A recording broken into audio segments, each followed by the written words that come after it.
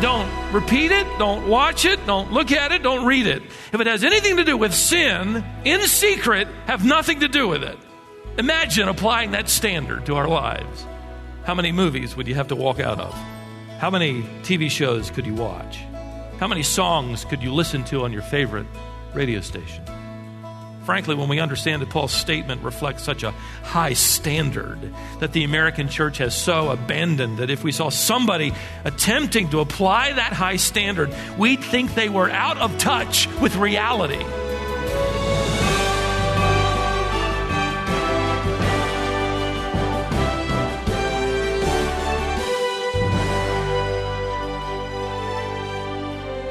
What kind of things do you take delight in?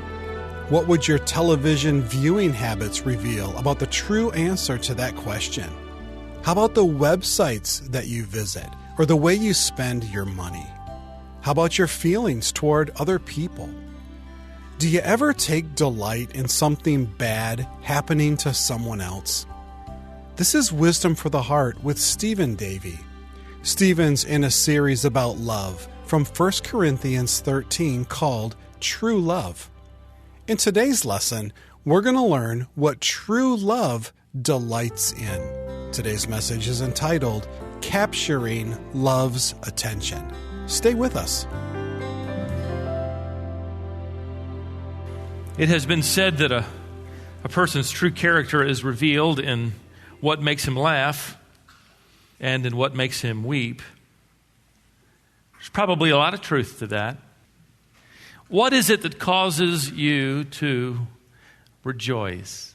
In fact, take 5-10 seconds here and think about the last time you laughed. What was it about? Was it a joke somebody told at the office? Was it some scene on television? Was it something you read? What puts wind into your sails? What do you get really excited about? When somebody bumps into you, you're going to talk about this, whatever it happens to be. It might be, the weather. It might be some current event. It might be the upcoming game next Sunday between Peyton Manning and Tom Brady. What do you get excited about? Huh? Take another 5 seconds or so and try to recall when the last time it was when you were really sad. What brought it about? What was it that upset you? See, for the believer, we ought to be challenged with the question, what is it that captivates our interest? What do we get excited about? What is it that brings a laugh or a tear to our face? What captures our emotions? True love is not interested in the gutter. True love does not live off salacious news. It does not long for the latest juicy bit of sin or sacrilege. Let me have it. Give it to me quick. What Paul does next in 1 Corinthians 13, if you'll turn there if you haven't already, as he describes genuine, lofty, God-like agape. This is a love that imitates Christ. He will reveal to us what captures true love's attention. Notice verse 6, where we find our place tonight. Love, he's speaking of agape, does not rejoice in sin, unrighteousness, but rejoices with the truth. You could translate this, love does not delight in anything wrong, off color, dirty, sinful. To delight in wrong, what does that mean? To delight in wrongdoing, to delight in sin is to respond to sin in at least 2 or 3 different ways. Let me give them to you. First, to delight in sin is to enjoy sinful actions in others. Now, it's easy for all of us to say, of course I don't delight in sin. I'm in church tonight. I have a love for Christ. I have a love for holiness. I want nothing more than righteousness to win the day and then go home and watch a program that promotes and encourages and describes evil in such a way that you find yourself kind of cheering it on. You land on the side of the one in sin. See, here's the problem. We are so exposed that I think we're dulled or blunted. But sin is sin. We desensitize ourselves by our exposure to things that laugh at or promote fornication and immoral things that exalt money, materialism, and crime. See, here's the challenge of agape. How's this for a radical challenge? When we allow ourselves to be entertained by things promoting sin, we are rejoicing in unrighteousness, whether we like to admit it or not. Let me read that again. When we allow ourselves to be entertained by things promoting sin, we are rejoicing in unrighteousness. Let me tell you how far we've come in the wrong direction. Paul wrote to the Ephesians in chapter 5, verse 8, "Walk as children of light, for the fruit of the light consists in all goodness and righteousness and truth. Do not participate in the unfruitful deeds of darkness." And you say, well, I don't do that. Well, the word for participate is the same word that we know very readily as we talk about Christian fellowship. It's the word koinonia. Don't have any koinonia with the deeds of darkness. It simply means to come alongside. It means to have a part in. Don't participate or even come alongside deeds of darkness, is what Paul is saying. He goes on to say in verse 12, "For it is disgraceful." Listen to this. "It is disgraceful even to talk of the sinful things which are done in secret." Paul refers to these secret deeds as shameful. Here in this text, the same word is translated filthy in Titus 1:11. Imagine this as a standard for genuine love. Don't have anything to do with shameful deeds done by the disobedient in secret. Don't repeat it, don't watch it, don't look at it, don't read it. If it has anything to do with sin in secret, have nothing to do with it. Imagine applying that standard to our lives. How many movies would you have to walk out of? How many TV shows could you watch? How many songs could you listen to on your favorite radio station? How many videos on YouTube could you look at?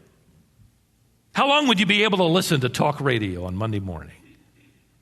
The average Christian would never consider that they are happy about sin. I am not rejoicing in unrighteousness. Frankly, when we understand that Paul's statement reflects such a high standard that the American church has so abandoned that if we saw somebody attempting to apply that text and that high standard, we'd think they were out of touch with reality. We'd think they're a Pharisee. We'd think they're a prude. If you really want to love God with genuine love and you want to love one another with genuine love, Paul says you won't allow any attachment or willing pleasure in sinful things. So to rejoice in unrighteousness is to take delight in the sinful actions of others. Secondly, to delight in sin is to applaud sinful behavior in others. It's kind of obvious, right? Since sin is offensive to God, we should never applaud or approve of anything that is offensive or grievous to God. Listen, when we delight in sin, when we cherish and participate in sin, we are delighting in that which offends our Heavenly Father. It brought about the death of His Son. It dishonors and grieves the Holy Spirit. When we enjoy sin and justify sin and applaud sin and approve of sin, either in our life or in the lives of others, we prove insensitivity and an utter lack of true love for God. According to Paul, the approval of sin is the final evidence of a culture's corruption and irreversible condition. In Romans 1, Paul catalogs the downward digression of a culture and their refusal to accept the creative handiwork of God. We talked about that earlier today. Furthermore, in that chapter, they plunge into moral and sexual deviancy in their bisexuality and their homosexual lusts. They're filled, Paul wrote in verse 28, with all kinds of unrighteousness, wickedness, greed, and evil. At the end of the paragraph, he writes this: without understanding, they are untrustworthy. They are, here's the word, unloving. Unloving. Although they know the ordinance of God, that those who practice, and he had listed a whole lot of sins there, those who practice such things are worthy of death. Here it is. They not only do the same, but also give hearty approval to those who practice them. In other words, Paul talks about those who not only practice sexual immorality, both heterosexual and homosexual, but they go one more step further in giving hearty approval to those who practice them. Can you imagine what this means today about our culture? The hearty approval of sexual deviancy to the degree that the school system now in this country, the public school system, not only allows but encourages children, as it did last year, to hold a moment of silence in honor of the homosexual and lesbian community. It's now an annual event. When I found out about it last year, I got up and encouraged our kids to, on that particular day, go around and talk as much as they possibly could. But can you imagine what this says then about our leaders in this election year? Presidential candidates who in this election year have made it clear that homosexual couples should have every right and privilege of married couples, and they are scrambling to make sure they are on record of approving of what God disapproves of. So John the Apostle, who wrote during the days when the Roman Empire glorified sexual experimentation, in fact, you ought to just go back and read history, where the elite Roman citizens considered bisexuality balance. Heterosexuality was considered prudish, which is becoming all the more popular in our day. You can now watch a television show where a bisexual woman, is choosing her lover from among a group of young men and young women who are all vying for her attention, and she's going to make her choice. John was writing to Christians who lived in a day like ours. In fact, his was far worse, but we're catching up. In the first century, believers lived under the leadership of men like Nero, who publicly married men and women. They lived when the foundation of the home and virtue was literally being dismantled and dissolved through repeated serial divorce and adultery. John wrote to this generation, little children, make sure no one deceives you. The one who practices righteousness is righteous. The one who practices sin, and the key word is practice, who loves it, follows after it, longs for it, wants it. Who practices sin is of the devil, for the devil has sinned from the beginning, 1 John 3, 4-6. This is not necessarily the politically correct message for our culture today, but it is the truth. And when a culture arrives at the point where Isaiah said people will call evil things good and good things evil, Isaiah 5:2, John wrote, don't be deceived. The standard of God's holiness is not shifted. Right is still right and wrong is still wrong, according to the inspired record of God's truth. To applaud unrighteousness does not make unrighteousness right. To denigrate and scoff at purity doesn't make purity wrong. If we love God and we love others, we will not practice sin. We won't wave sin under anybody's nose. We won't offer them a bite of sin. We won't keep sin around the house. We won't pack it in their lunch. We're not going to store it on the computer. We will confess sin, be grieved over sin, flee sin, and hate sin. If anything, the church needs to be revived today in its holy aversion to sin. In fact, according to 1 Corinthians 13, you can't really love God without a disdain for sin because you don't rejoice in it. What Paul is saying. Have you ever heard of a man proposing to his girlfriend, sweetheart, I want you to marry me because I love you and 3 other girls. I hope you don't mind if I keep seeing them. No. True love decides to abandon any other affection like that. It will have a disdain for any affection that would possibly get in the way of affection for the beloved. This is what Paul is saying here. You can't have true love for God and your 3 favorite sins too. It's him or them. John says, don't be deceived into thinking God will happily go along with our unrepentant sin. If we love him, we will not rejoice in unrighteousness because we will recognize it grieves God. Paul describes true love. He says true love isn't captivated by sin. It doesn't rejoice in sin. In other words, it doesn't enjoy sinful things. Secondly, it doesn't applaud sinful behavior. One more. Thirdly, it doesn't delight in repeating sinful deeds. I agree with one commentary on this text as this man wrote, one of the most common forms of rejoicing in sin is gossip. And you say, now, Stephen, you're meddling, Well, I am. Gossips would do little harm, though, he writes, if they did not have so many eager listeners. This sin, which many Christians treat lightly, is wicked, not only because it uncaringly reveals the weaknesses or sins of others, and therefore hurts rather than helps, but because the heart of gossip is rejoicing in evil. The essence of gossip is gloating over the shortcomings or sins of others, which makes gossip then a sin itself. See, we would say we don't rejoice in evil. What is it about our nature that loves to hear stuff that starts with the words, hey, have you heard? Hey, you just lean in closer. No, I haven't. Have you heard?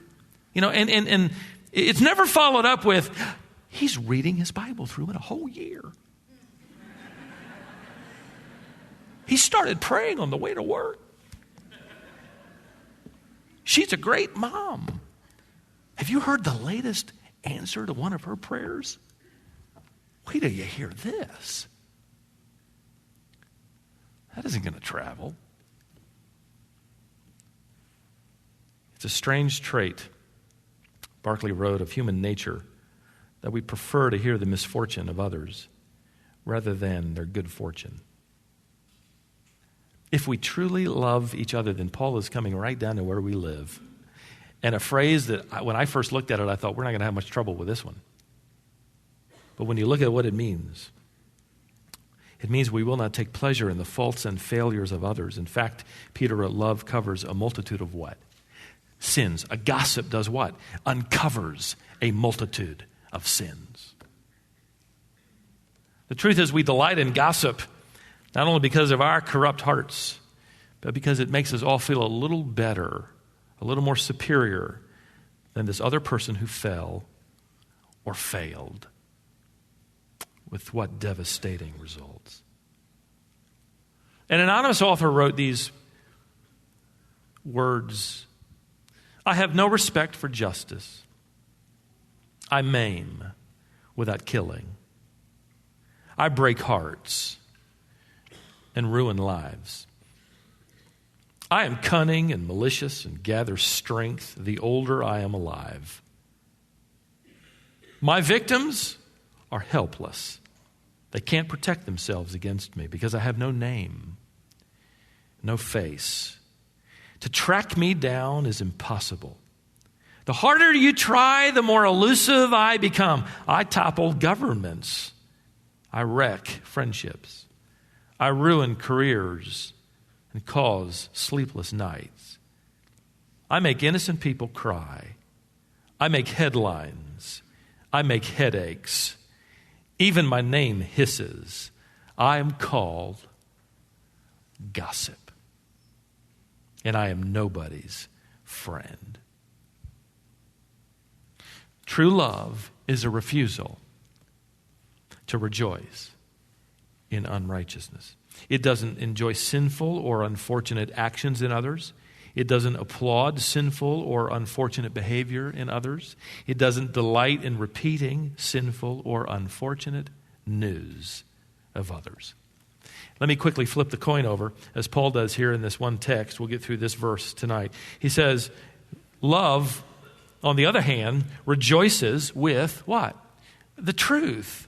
The truth. If you put these two concepts together, you could translate verse 6. Love does not delight in anything that's wrong. It delights in everything that is right. Leon Morris paraphrases, love is happy wherever the truth is. The Apostle Paul referred to the truth in a variety of ways. He referred to the truth of God, Romans 3:7. He said Christ is the minister of truth, 2 Corinthians 6:7. He refers to the truth of the gospel, Galatians 2:5. We're told the unbeliever suppresses the truth of creation, Romans 1:18. The unbeliever exchanges the truth for a lie, that nature is to be revered and worshiped, Romans 1:25. Paul challenges the believer to submit to the truth, even when it's uncomfortable, Galatians chapter 4, verse 6, where Paul writes, listen to this, have I become your enemy by telling you the truth? In other words, when Paul writes here in 1 Corinthians 13 that love is rejoicing with the truth, he sees love as deeply concerned with the advancement of the gospel and everything related to the pure and holy reputation of Jesus Christ. If you truly love someone, you're going to desire them that they walk with Christ and that they honor Christ according to the truth of Christ. In a very practical way, then, the guy that tells his girlfriend, if you love me, you will give yourself to me, doesn't really love her because he's asking her to abandon the truth. The guy who says, I love God, but I really don't care about sharing the gospel with anybody, is deceived. That's like saying, listen, I love my wife and children, but I really don't ever want to talk about them. And I don't ever want them to come up in conversation, if you please. My wife and my children are a private matter. It's just for me. Oh, no. Let me show you some pictures. Let me tell you how old they are. Let me tell you what's going on in their lives. To truly love the truth is to walk in the truth, and talk about the truth, and be interested in the truth, rather than to be captivated with stuff like that. The Apostle John wrote to a friend named Gaius. Just listen and notice how often the word truth comes up. For I rejoice greatly when the brothers came and testified to your truth, as indeed you are walking in the truth. I have no greater joy than to hear that my children are walking in the truth. See, true love is grieved when people follow after lies, and it rejoices when they follow after the truth. When they follow after Christ, when they seek to surrender to the Spirit of God, the one who truly loves them will encourage them onward and forward. True love pursues and longs for and applies and lives for the truth. Let me close by reading a letter written by a woman in her 50s. She has chosen to walk in the truth of God's word and genuinely love her husband, despite unique challenges. Every day, this woman rejects decisions that would be unrighteous, and she chooses to walk in the truth. She writes, I met him when I was 19, married him at 20. We were separated when I turned 22 because he was arrested and convicted of a violent crime. He had failed himself, his family, his wife, and his future. But he was my husband. I was sad. I was disappointed, mad, and frightened. But I stayed with him through weeks of trials, his years in jail, and now decades in prison. Why? I believe in the covenant of marriage and in God before whom we stood as we took our vows. I am now 50. He is 55. I see him 4 hours every weekend.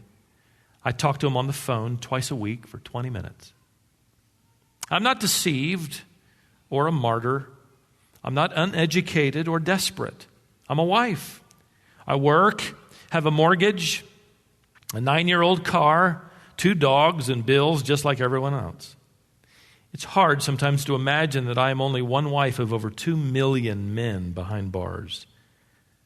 I've not made many friends at the prison, but this is a decision that I've made. Somewhere in here, I think I'm supposed to say I believe my husband is innocent, that the system didn't work, that we're victims of whatever, but that isn't the point. Yes, I get angry at the situation. I've grieved the loss of many of the normal things others have done, like having children and vacations abroad. This is not the life I would have expected for myself 30 years ago, and it isn't one I recommend to others, but it is my life. At 50, I have come to the conclusion it is not the life I have that defines me. It is the way I choose to live that life. I choose to live it being faithful. Wow. You are not going to find this woman's story in one of these. It's never going to happen. It isn't anywhere near as exciting as when Jen told Brett, I hate you. And a guy who flees at rehab and gets drunk. But then again, the world is not captivated by demonstrations of agape, are they? But we, as the followers of Jesus Christ, should be captivated by true love. And how do you know if you are? You won't applaud or pursue or repeat anything having to do with sin. You will applaud and pursue everything having to do with the truth. That is true love.